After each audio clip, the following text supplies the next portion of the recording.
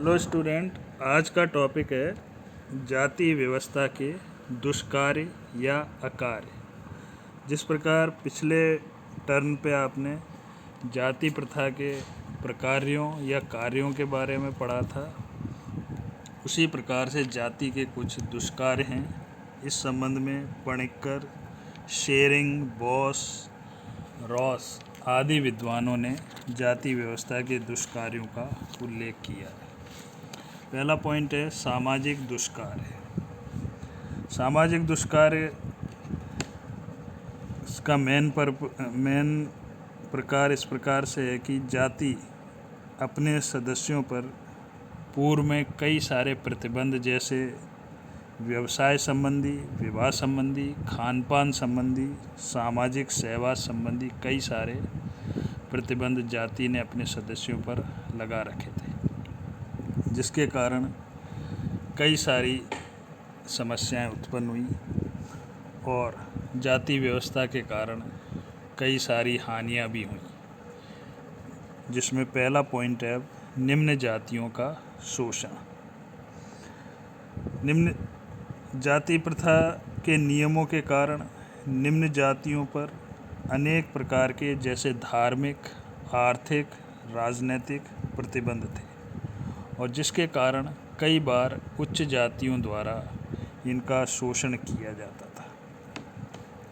तो जाति प्रथा का एक दोष ये था कि खासकर निम्न जातीय के लोगों को उनको उचित पारिश्रमिक, यानी जो वो काम करते थे उसकी सही मजदूरी नहीं मिलती थी।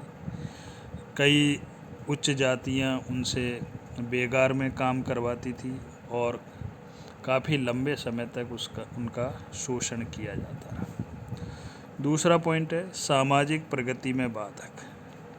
जाति प्रथा का एक दोष या जाति प्रथा का एक दुष्कार्य ये भी माना जाता है कि जाति प्रथा के कारण कई सारी समाज में जो प्रगति होनी थी उसमें भी बाधाएं उत्पन्न हुई। खासकर जैसे जाति प्रथा में ये नियम था कि जो जिस जाति में जन्म लिया है उसको उन्हीं प्रकार के कार्यों को करना पड़ेगा, जिसके कारण कई बार व्यक्ति अपना विकास भी नहीं कर पाता था और समाज की प्रगति में भी अपना योगदान नहीं दे पाते थे। नेक्स्ट है सामाजिक विघटन। जाति प्रथा के कारण समाज में कई सारे विघटन की समस्या, यानी समाज जो है विघटित हुआ। यद्यपि समाज विघटित होने के कारण ही ब्रह्म समाज, आर्य समाज, जैन धर्म, बौद्ध धर्म, कबीर पंथ, लिंगायत आदि कई सारे समाज जाति की इस दोष के कारण ही उत्पन्न हुए थे, और जिससे समाज अनेक भागों में विघटित हो गया था। कई सारी जातियां भी या कई सारी जातियां या उपजातियों में बटी हुई थी। जैसे राजपूत है तो राजपूतों में भी कई सारी अलग अलग जातियां हैं, राणावत है, चुंडावत है, शक्तावत है। इसी प्रकार से निम्न जाति में देखेंगे तो कोली है, महावर्ष जाति है, रेगर है, ये अलग अलग जातियों में बटे हुए हैं। इसी प्रकार से ब्राह्मण जाति में शर्मा, मिनारिया, राजौरा ये जातियों में बटे हुए हैं। यानी कि जाति के प्रथा के कारण समाज में जो है विघटन की समस्या भी उत्पन्न हुई। नेक्स्ट है सामाजिक समस्याओं के लिए उत्तरदायी। जाति प्रथा का एक दोष ये भी माना जाता है या दुष्कार्य ये भी है कि जाति प्रथा के कारण समाज में अनेक प्रकार की समस्याएं, जैसे बाल विवाह, दहेज प्रथा, कुलीन विवाह, सती प्रथा, विधवा पुनर्विवाह निषेध, अस्पृश्यता, छुआछूत आदि की कई सारी समस्याएं समाज में उत्पन्न हुई, और इसके पीछे बहुत बड़ा कारण जाति प्रथा के प्रतिबंधों को माना जाता है। खासकर जैसे जन्म पर आधारित जाति की सदस्यता, जाति के अंतर्गत ही विवाह करना, व्यवसाय पर प्रतिबंध, खान पान पर प्रतिबंध, इस सब के कारण ही समाज में ऐसी अनेक प्रकार की समस्याएं उत्पन्न हुई, जो कि जाति का एक और दुष्कार्य है। नेक्स्ट है महिलाओं का शोषण या स्त्रियों का शोषण। जाति व्यवस्था ने के कारण महिलाओं पर अनेक प्रकार के प्रतिबंध थे।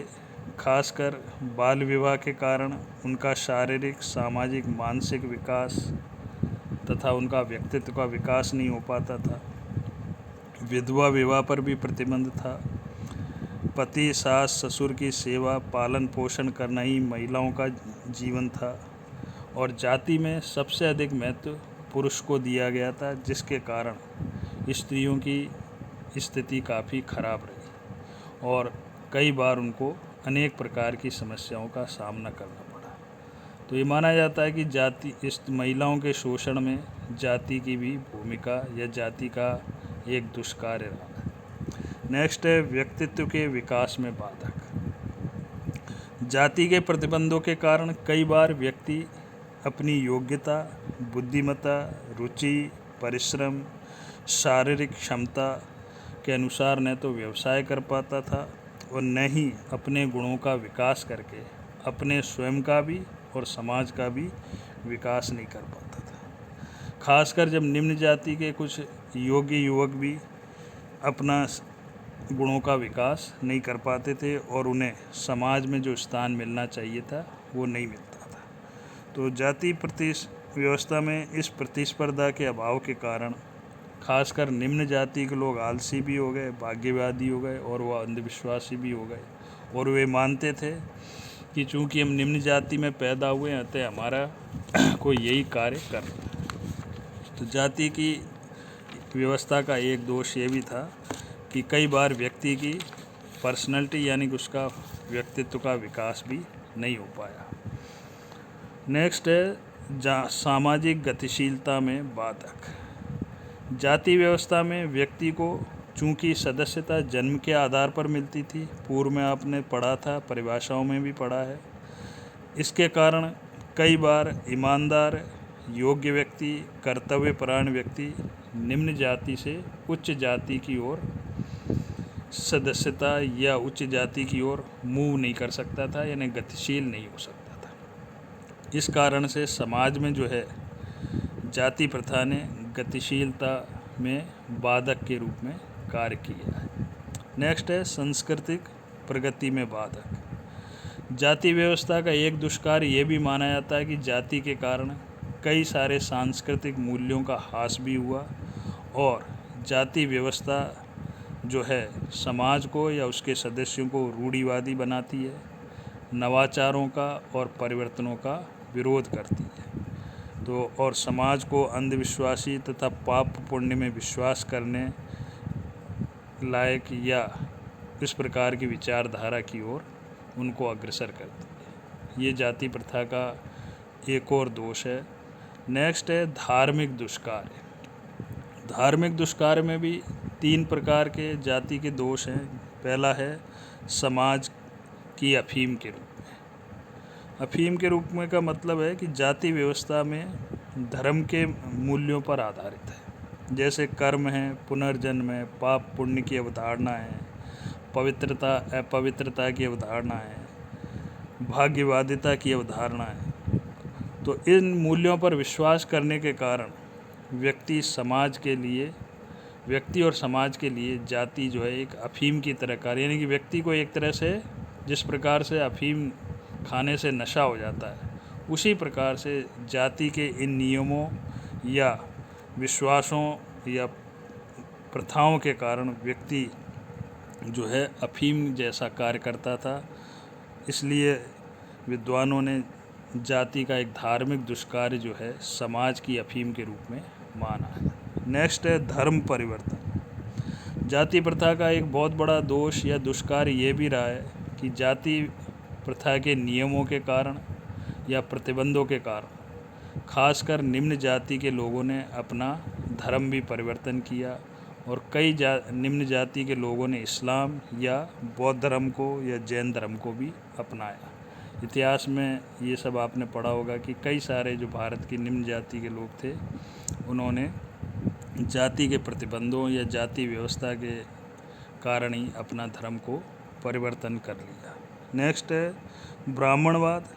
जाति का एक दुष्कार्य ये भी माना जाता है कि जाति प्रथा के अंतर्गत चूंकि ब्राह्मणों को सर्वोपरि माना जाता है और सारे विशेषाधिकार उन्हीं के पास सुरक्षित हैं। इस कारण भी जाति के कारण अन्य जातियों को पर्याप्त स्थान नहीं मिल पाता है और जाति का यह एक और दुष्कार है। नेक्स्ट है आर्थिक दुष्कार। आर्थिक दुष्कार भी कई प्रकार के हैं, जैसे पहला है आर्थिक विकास में बाधक।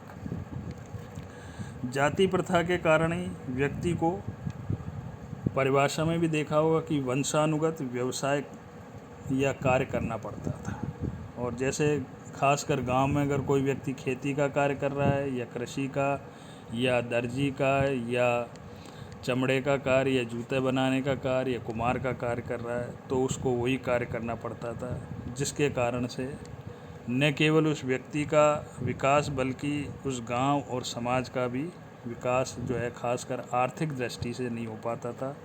और इन जातिगत प्रतिबंधों के कारण ही भारत में कई बार देखा होगा उद्योगों में, कल कारखानों में, मिलों में कुशल श्रमिक नहीं मिल पाते थे। नेक्स्ट है कार्य कुशलता में बाधक। जाति प्रथा का एक दोष ये भी है कि जाति की नियमों के कारण व्यक्ति को जो है अपनी कार्य कुशलता दिखाने का कई बार मौका नहीं मिलता, क्योंकि उच्च जाति का सदस्य तो कोई प्रयास नहीं करता है, लेकिन निम्न जाति के सदस्य इसलिए निष्क्रिय हो जाते हैं क्योंकि उन्हें उच्च जाति की तरफ से कोई सहायता या प्रोत्साहन नहीं मिलता, जिससे उनकी कार्य कुशलता प्रभावित होती है।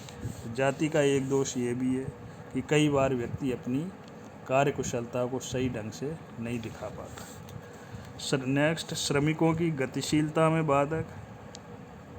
भारत की वर्तमान में 2011 की जनगणना के अनुसार लगभग 70% जनसंख्या अभी भी गांव में निवास करती है, और लेकिन ग्रामवासी जाति प्रथा के प्रतिबंधों के कारण किससे जुड़े हुए हैं? पैतृक व्यवसाय से जुड़े हुए हैं। इस कारण श्रमिक जो है कई बार गांव छोड़कर शहरों की ओर नहीं जाते, तो जो है उसके कारण भी श्रमिकों की स्थिति खराब रहती है। ये भी एक जाति का प्रथा का दोष है।